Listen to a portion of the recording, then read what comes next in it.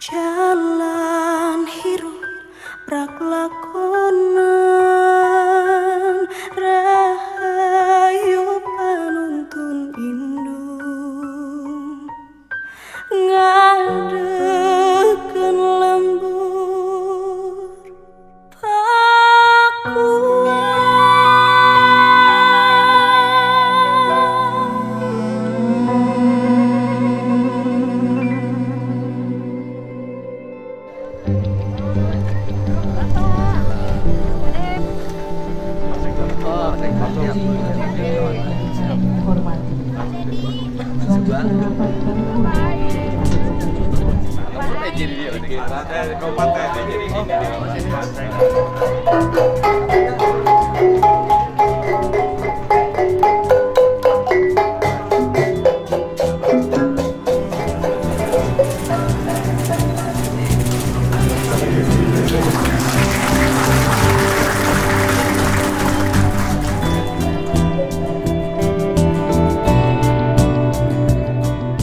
Assalamualaikum warahmatullahi wabarakatuh.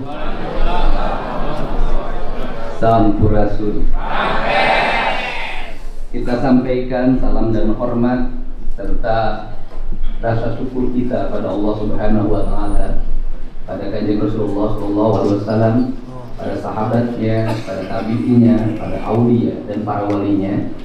Dan kita juga sampaikan salam dan hormat kepada leluhur Cirebon, baik leluhur kota Cirebon maupun leluhur Kabupaten Cirebon.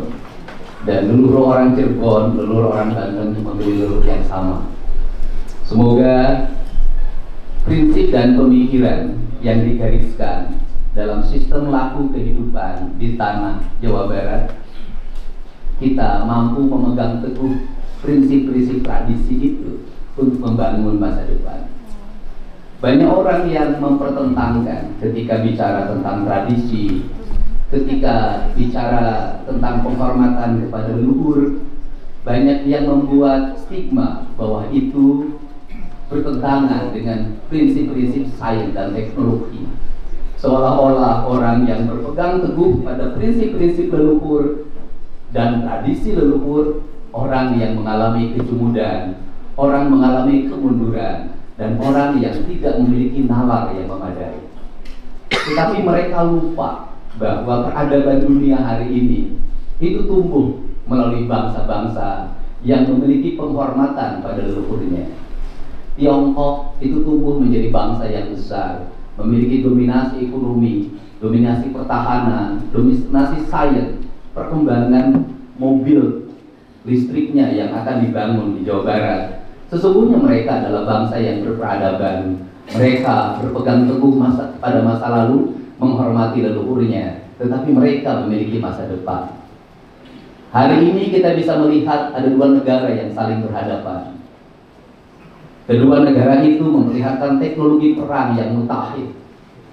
Langit seperti dihiasi oleh gelombang warna-warni yang indah, padahal seluruh gelombang dan cahaya itu adalah cahaya yang mematikan.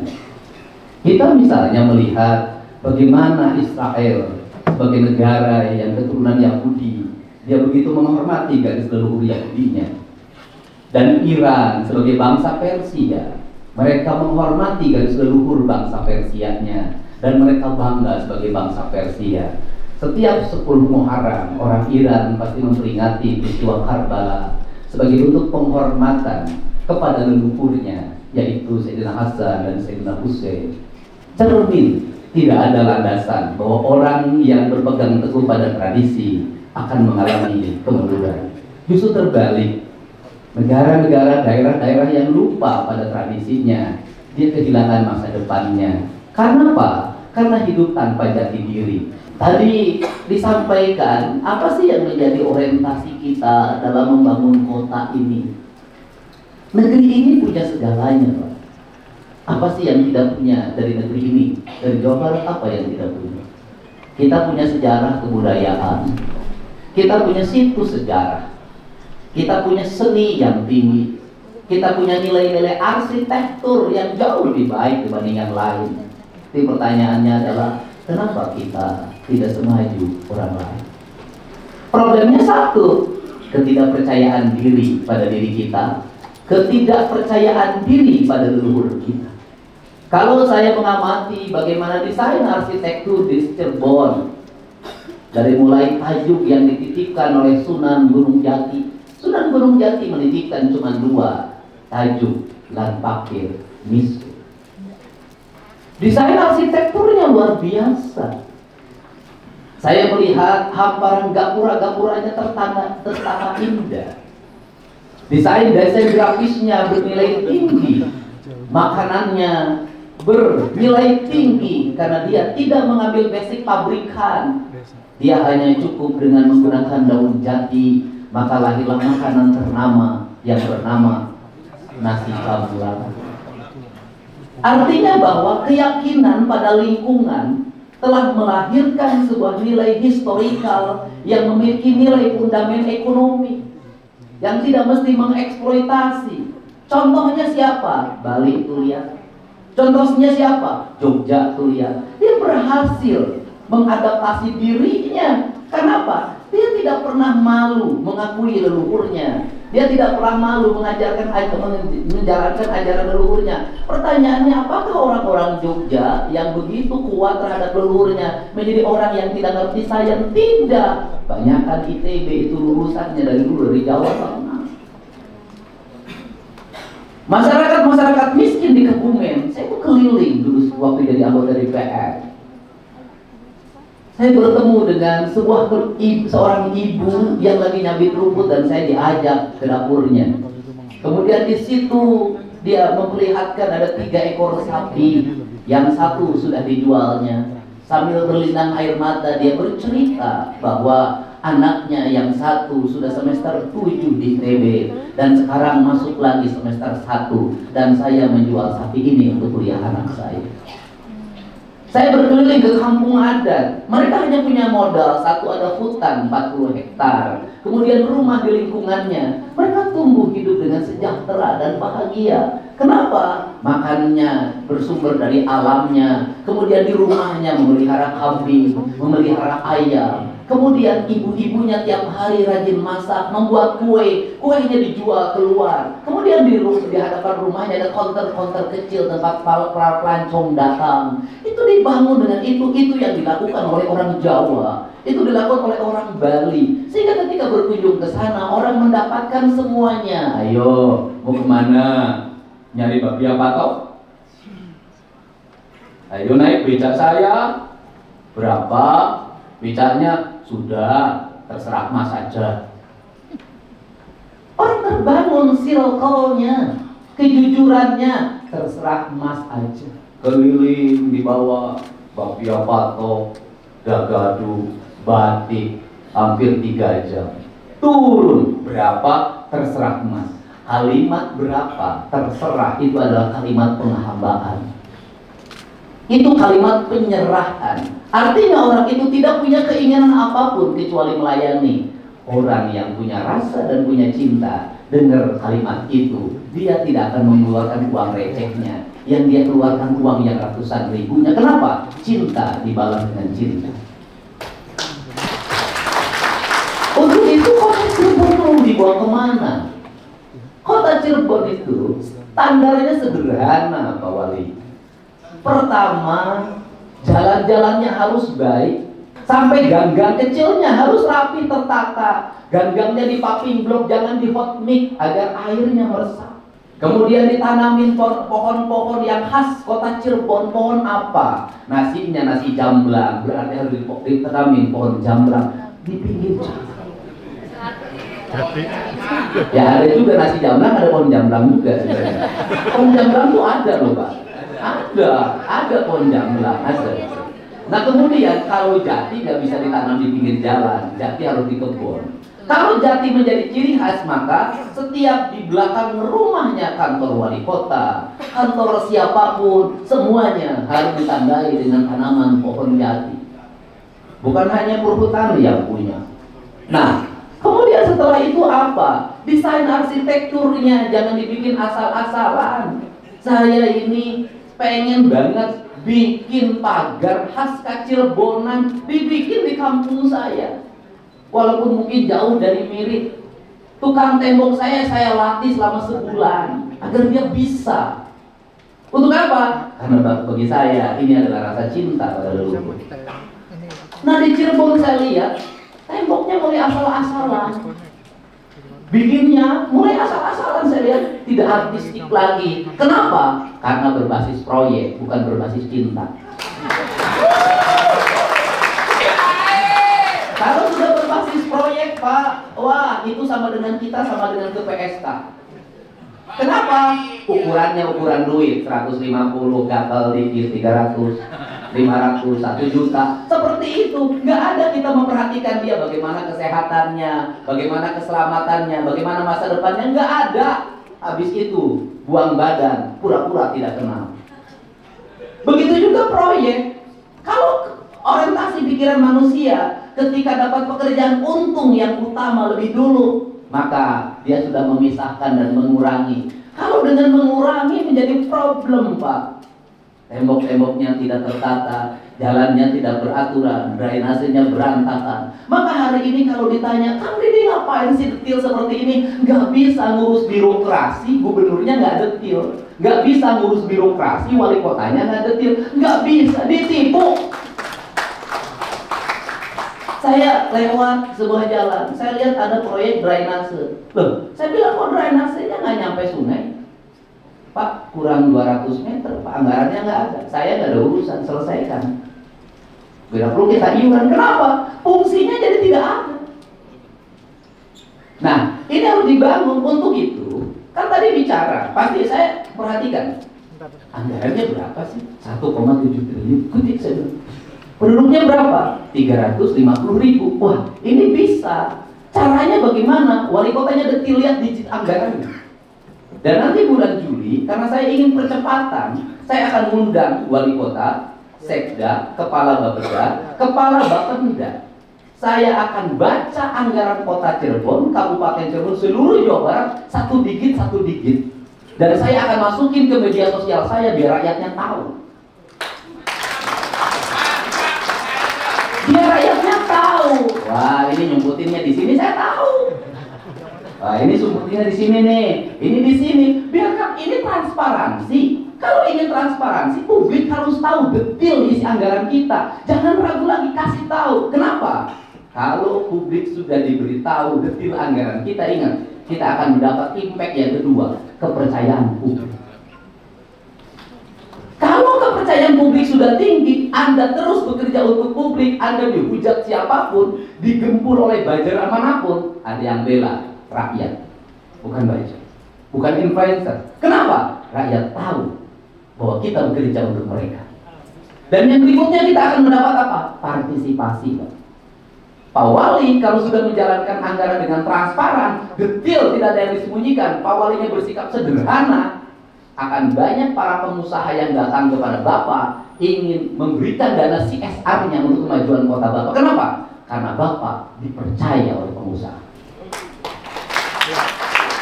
Jadi rezekinya akan datang. Tapi kalau kitanya tidak terbuka, tinggal di rumah gelap, orang nggak akan percaya. Nanti rakyat bayar pajak pun susah. Kenapa pajak kendaraan bermotor di Jawa Barat hari ini terus meningkat? Karena saya memperlihatkan bahwa ini duit pajak, ini untuk jalan, ini untuk PJU, ini untuk drainase, ini untuk taman di pinggir jalan. Setiap hari saya tayangkan pembangunannya, berapa nilainya, berapa kontraktor mana yang mengerjakan, kemudian lamanya berapa, kemudian yang bekerja berapa orang, terus saya jelaskan. Dan orang boleh calling, silahkan cek ketebalannya benar nggak, lakukan semua. Kalau sudah dipercaya, kemanapun pergi, maka kita orang tidak akan mengkhawatirkan kita. Kalau istri Pak Wali percaya sama Pak Wali, maka tidak perlu lagi di mana, video call dulu sebelah sini, nggak usah. Dia percaya. Kayak Pak Dudung dipercaya oleh istrinya, kemanapun pergi tak pernah ditanya. Nah, ini penting, Pak, trust. Nah, karena ini trust, yang berikutnya apa yang didorong? Nilai eskalasi sejarahnya, lingkungannya dibangun. Kalau saya tidak pernah ada yang nanyain, Pak. Yang peduli pun tidak ada, Pak. Ya. Ya enggak ada anak saya lah. Nah, kemudian ini kan kota, Pak. Tadi kota batasnya di mana? Sampai hari ini orang blank, Pak. Kota Cirebon sama Sumber itu sebelah mana? Blank, Pak. Bapak bikin, bukan mau perang, Pak, bukan. Bikin batasnya sebelah mana kelihatan. Bikin grafiknya, apa yang membuat khasnya kota Cirebon, apa yang membedakan dengan Kabupaten Cirebon. Setelah itu antar kelurahannya, Bapak bikin desain batas-batasnya. Gapura-gapura gang-gangnya ditata dengan baik. Kemudian selesaikan kemiskinan di kota Cirebon. Rumah-rumah rakyat miskinnya segera diperbaiki dan ditata dengan bangunan khas Cirebon. Ya, kemudian setelah itu apa lagi? Beresin tuh yang minum ciu di pinggir jalan. Ini kotanya kota wali, Pak. Masa di kota wali anak-anak mabuk ciu, Pak? Masa di kota wali ada anak-anak tawuran? Janganlah. Nah, iya, itu tramadol, eksimer yang di pinggir jalan itu ambil tindakan tegas, bersihkan. Kenapa? Kenapa saya ngotot terhadap ini? Karena ini adalah ekonomi. Di mana letak ekonominya? Saya buka. Bahwa anak-anak muda itu adalah objek dari pasar. Anak-anak remaja itu objek dari pasar. Pasar apa? Motor, gadget. Setelah itu apa? Minuman. Dan minumannya pinter. Dia jual itu yang murah-murah yang di bawah 5.000. Yang 5.000 recehan itu diambil kenapa? Karena menguntungkan. Saya lagi nangani 2 pasien dari Sumatera Selatan hari ini, narkoba. Dia konsumsi narkoba sejak SMP, belinya 50 ribuan, sabu-sabu, itu dapat sedikit, tapi dijualin, karena ini pangsa pasar. Anak-anak kita, anak-anak remaja kita, adik-adik kita adalah pangsa pasar, dia adalah pasar, dan ada predator yang mempersiapkan dirinya untuk menjadikan mereka sebagai sumber ekonomi. Untuk itu saya beres ini nggak boleh. Harus diputus mata rantainya. Tawuran itu tersistem, dikendalikan di media sosial, ada gurunya. Kemudian ketika tawuran yang bikin bom molototnya anak sekolah, ada koordinatornya. Koordinatornya itu anak buahnya pasti anak sekolah. Koordinatornya cuma satu, jarang yang tawuran. Itu usianya dewasa, jarang. Rata-rata anak sekolah, koordinatornya satu. Koordinatornya mundur ngambil gambar, habis itu hilang. Ini sistematikanya harus diselesaikan. Kenapa? Kita akan lost generation. Ada satu generasi yang akan hilang di negeri ini. Anda lihat Amerika hari ini, bagaimana anak-anak yang tidak bisa berkompetisi, dia menjadi pancandu narkoba, dia tidur di mana saja, wajahnya sudah kayak orang meninggal. Itu adalah merupakan residu dari sebuah perkembangan modernisasi pembangunan. Nah, pertanyaannya apa?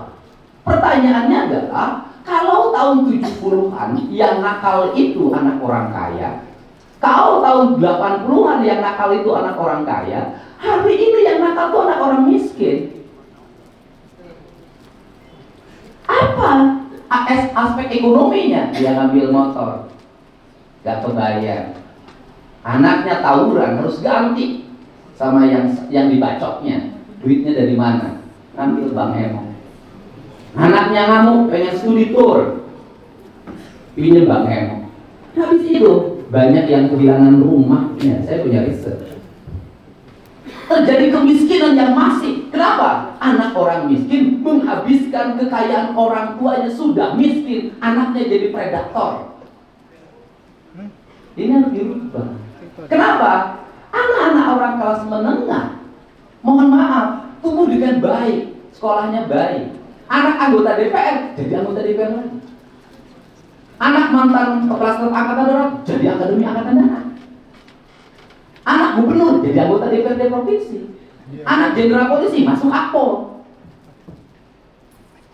Anak pengusaha, anaknya jadi pengusaha. Saya melihat pola hidupnya sederhana. Saya ketemu sama anak-anak pengusaha besar. Itu sampai pengusaha multi internasional, menguasai pabrik sampai di Amerika. Saya diminta ketemu sama anaknya. Waktu itu lagi bikin kegiatan bakti sosial. Saya bayangkan anak itu keluar dari mobil yang mahal karena dia ada bosnya tekstil nih. Ternyata saya ketemu pakai sendal jepit. Dia bawa tenteng tas istrinya. Dia gendong anaknya tanpa pembantu. Pakai mobilnya itu murah banget. Sederhana banget, padahal dia adalah putra mahkota yang mengendalikan kendaraan bisnis. Orang-orang kelas menengah hari ini sudah mempersiapkan generasi-generasi bagi anak-anaknya masa depan. Pertanyaannya, dulu kita ini aktivis tahun 90-an. Saya tidur di masjid tiap hari. Jadi penulis pidato ketua DPD Golkar zaman itu. Nitipin diri, makannya segala macam, nitipin diri, berhasil. Akses politiknya dibangun lewat organisasi zaman itu. Pertanyaannya lah, di era ini kalau anak-anak itu tidak dibuat aksesnya dalam pendidikan yang memadai, dalam akses usaha yang memadai, dalam akses kekuasaan yang memadai, mereka akan tertinggal. Itulah kenapa Pak Prabowo menggagas sekolah rakyat. Nah, hari ini diperlukan anak-anak orang-orang susah, anak orang miskin yang punya visi, punya keinginan, gak sombong, tapi mau prihatin. Hari ini diminta jalan kaki, ada tulisannya kembali di zaman batu. Saya bukan mengembalikan di zaman batu. Anak-anak Jawa Barat hari ini kemanapun naik motor, kakinya lemah. Ke warung naik motor, ke sekolah naik motor, lemah kakinya. Akibat kakinya lemah, nanti masuk akademi angkatan darat, masuk akademi kepolisian, loncat dari mobil patah. Dan orang lain menginginkan generasi Indonesia generasi lemah. Kenapa? Dia ingin mengambil kekayaan alam kita tanpa dikelola oleh orang cerdas dan visioner. Ini, untuk itu ketegasan seorang pemimpin hari ini adalah menyelamatkan generasi. Menyelamatkan generasi. Jadi kota Cirebon dan kemudian Sumber saya lihat tingkat aspek kriminalitas anak-anaknya tinggi. Tawurannya tinggi, banyak. Dulu anak yatim, itu prihatin. Hari ini anak yatim, tawuran. Nah, kemudian apa yang harus dibangun? Kembali lagi pada transit lingkungan yang harmoni, Pak. Sekarang itu sekolah ada nggak harmoni, lingkungan jalan nggak harmoni, lingkungan rumah sudah nggak harmoni. Kenapa nggak harmoni? Setiap orang mengkapitalisasi diri menjadi kelompok, menjadi kekuatan. Dan ini bahaya. Sehingga saya membuat sekolah berbarak militer itu. Sesungguhnya adalah sekolah itu untuk memberikan kesadaran, dan sekolah itu berhasil. Jangankan anak yang tawuran, pecandu narkoba sembuh. Mereka yang gay sembuh. Kita sampaikan ke Pak dulu. Mereka yang gay sembuh. Dan yang saya bingung adalah setelah dari sana anaknya itu di mana? Kenapa? Banyak orang tuanya yang gagal dalam kehidupannya. Banyak lingkungannya yang gagal. Kebingungan saya adalah lingkungannya sudah tidak lagi layak untuk kehidupan mereka. Itulah diperlukan sekolah yang menggunakan mes. Dan sekolah yang menggunakan mes hari ini itu kebanyakan milik orang kaya, itu boarding school. Yang berikutnya adalah pondok pesantren. Ini adalah pilihan untuk generasi ke depan, generasi emas. Untuk itu saya mengucapkan terima kasih pada seluruh warga kota Cirebon yang hari ini riang gembira, berbahagia karena Cirebon ulang tahun yang ke-598. Yang 598 itu bukan kota Cirebon ulang tahunnya, tapi Cirebon. Kalau kota Cirebonnya baru umur berapa tahun? 82 berdiri 43 tahun. 43 tahun. Jadi ulang tahun kota Cirebon yang ke-43 dan ulang tahun Kacirebonan yang ke-598. Jelas ya Pak Wali ya. Dan saya dengar dari tadi Pak Wali berani kok, berani. Wong Cirebon masa nggak berani? Ya alhamdulillah. Termasuk Pak Wali berani anggaran datanya dibuka disampaikan pada publik. Ya. Berani. SKPD-nya banyak yang susah bilang berani. Ya, saya ucapkan terima kasih pada semuanya. Mari kita bersama-sama karena pemerintah Provinsi Jawa Barat hari ini hadir dalam segala hal, dalam berbagai tingkatan masalah. Yang paling dekat ada 3 masalah publik yang saya selesaikan. Yang pertama adalah ada orang Garut yang nyuri motor, yang beli motor hasil curian. Akhirnya ditahan, meninggalkan anak 3, dan 1 lagi saat bayinya lahir dia ditahan. Kemudian saya coba untuk memfasilitasi, saya bilang ada namanya restoratif justice. Jadi orang membeli karena ketidaktahuannya, karena keinginannya pula motor untuk ngojek, itu adalah hal yang harus mendapat perhatian. Dan saya berkomunikasi dengan jajaran polisian dan Kejaksaan Agung, caranya satu, Kang Deddy, yang punya motornya harus memaafkan. Saya mencoba untuk mengundang bertemu mahasiswa Unpad. Saya bilang, kamu memaafkan nggak? Saya nggak tega Pak lihat yang terimanya. Kalau yang nyurinya sudah kebiasaan itu harus dihukum. Tapi yang belinya saya maafkan Pak. Ya sudah, mungkin minggu ini mereka sudah bisa bebas dengan restorasi jasa. Jadi untuk itu caranya bagaimana? Kalau pemerintah kotanya ingin mengetahui detail urusan warga, mau tidak mau Pak Walinya harus bermedia sosial.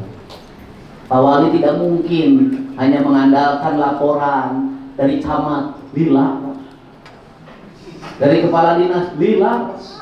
Bagaimana? Pak Wali harus lihat dalam setiap hari TikTok apa yang diceritakan di kota Cirebon. Jangan sampai nanti semuanya ke KDM, Pak.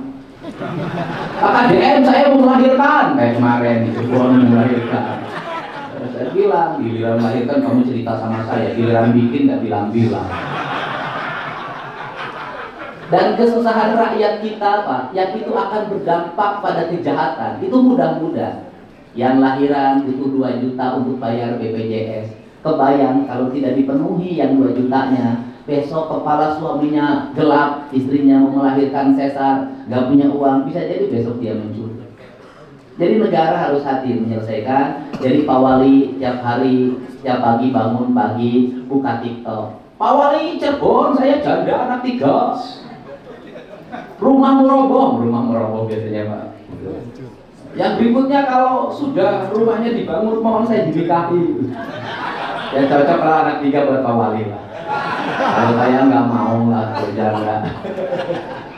Ya ini canda. Untuk itu ini mau tidak mau sudah bermedia sosial. Kenapa? Karena hari ini publik itu bercerita langsung lewat akun pribadinya.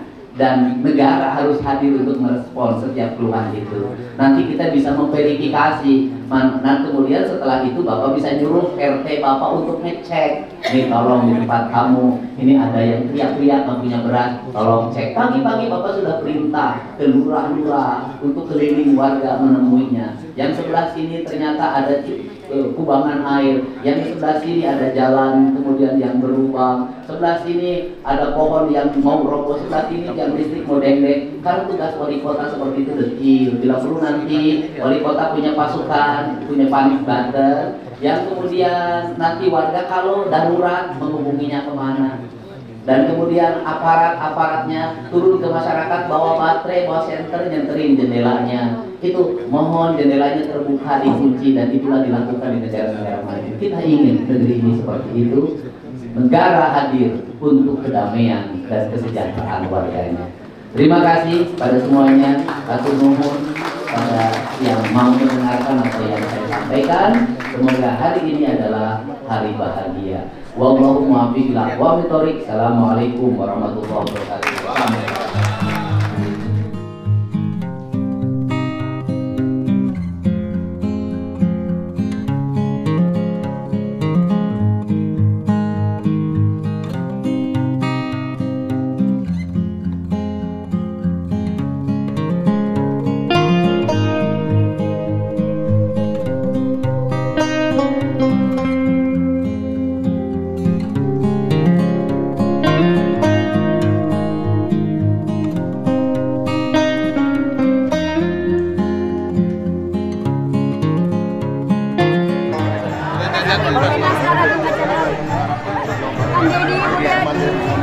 Oh iya, nanti sama sekre aja. Oh iya, terima kasih. Terima kasih.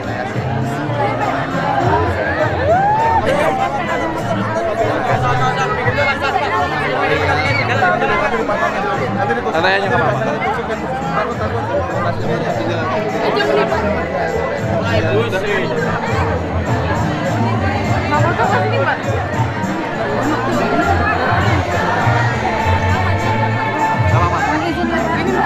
Foto ada tak? Terima kasih ya. Bapak.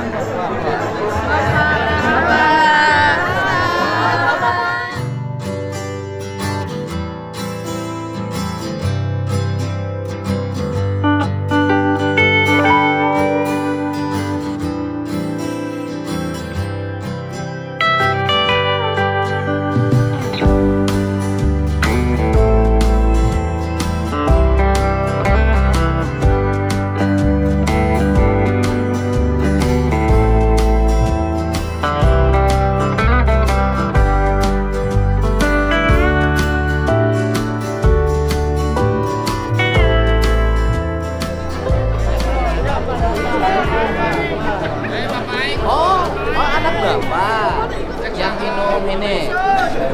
Yang minum Wipol. Orang minum Wipol anak bapak. Oh, anak bapak. Kenapa sampai minum Wipol anak bapak? Bapaknya udah nggak kerja? Ya, sudah. Nggak kerja sama sekali. Tapi saya dengar anak bapak ada yang S2. Lagi S2? Ya, sama ibunya. Oh. Jadi beasiswa Oh, beasiswa S2. Iya. Tapi ikut sama ibunya. di mes. Jadi S2 dapat beasiswa. Beasiswa. Bapak sama istri pisah. Ya. Oh, iya. Gitu. Tapi sekarang udah sekolah lagi kan? Insya Allah. Sudah daftar kan SMA 1 Cirebon kan? Sudah pasti Sekolah lagi. Iya. Kan yang ijazahnya kan sudah dibayar kan? Sudah. Ya udah. Tinggal sekolah. Tinggal sekolah aja, dan sekarang itu kan yang masyarakat tidak mampu itu mendapat bantuan uang tunai 3,6 juta dari Pemprov Jabar untuk beli baju, seragam, sepatu. Oh iya. Nah, Kan ada asrama putri di depan SMA 1 itu milik Provinsi Jawa Barat. Terus Biar supaya sekolahnya dekat. kan udah anak bapak kan SMA 1. Sudah Iya. dekat dari rumah kan? Kan jauh dari rumah. Oh, jalurnya jaraknya berapa? Oh jauh Pak. Di Tinggalnya Perum. mana? Kalau KTP di sana di Tangkil. Nah, bapak rumahnya di mana Cirebon? Kalau saya tinggal di Perum, Hmm. Tangkuban Perahu. Tangkuban Perahu. Jarak dari Jauh. Jauh. Jauh, Pak. Naik angkot berapa? 6-8. Jauh. Hah? 6-8 kilo kalau SMA 1, Pak. Enggak. Jauh, Pak. Tapi kalau ini kan yang asrama putri yang Asrama putri apa sih? Go, Hah? go. Di depan SMA 1 ya? Iya, Hah? Asrama putri apa? go namanya. Ya nggak apa-apa, nanti bisa untuk anak-anak Itu yang punya tidak mampu di provinsi. situ. Ya, jadi maksud saya Tinggalnya di situ. ya biar sekolahnya lebih dekat. Nanti masak tiap Khusus untuk harinya. putri. Di situ tuh ada dapur, ada. Oh iya. Ya udah nanti udah ada namanya, udah datanya udah ada. Ya. Sun. Ya, Wil. Terima kasih banyak. Terima kasih. Bapaknya ya, udah anaknya sekolah lagi. Dah. Bapaknya sehat berkah. Terima kasih ya.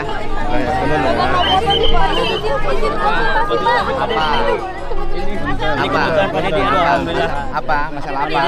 Ini kenalin pada Kenapa? saya Dokter Adi. Ya. Kenapa? Kenapa? Dokter Adi, Pak. Ini istrinya. Ya, ini istri. Kenapa? Jadi saya kan ini PNS di Pemprov. Jadi kemarin itu baru keterima di Unsud dokter spesialis objek. Terus? Nah, pada saat saya mau meminta untuk surat izin tubel itu dari Dinas Kesehatan sama BKD itu tidak diizinkan gitu Pak, karena mungkin formasi dari rumah sakit sayanya juga udah terisi, tapi memang sebelumnya itu sudah mau diupayakan untuk terisi Pak gitu. Jadi saya tuh terkendala mau daftar ulang registrasi spesialis itu tuh gak bisa karena terkendala dari izin itu Pak. Ya mungkin Jadi, baru daftar ASN, kerjanya belum, udah langsung S2. Enggak, saya udah 4 tahun Pak. Oh, 4 tahun. Udah 4 tahun. Ya udah nih, datanya sini aja sama sekretari. Nanti aman ya. Aman, nanti kita bantu. Terima kasih Pak.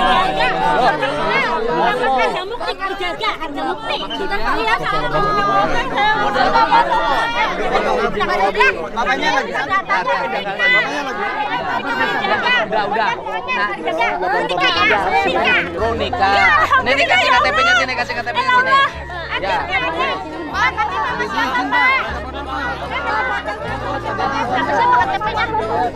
KTP-nya mana?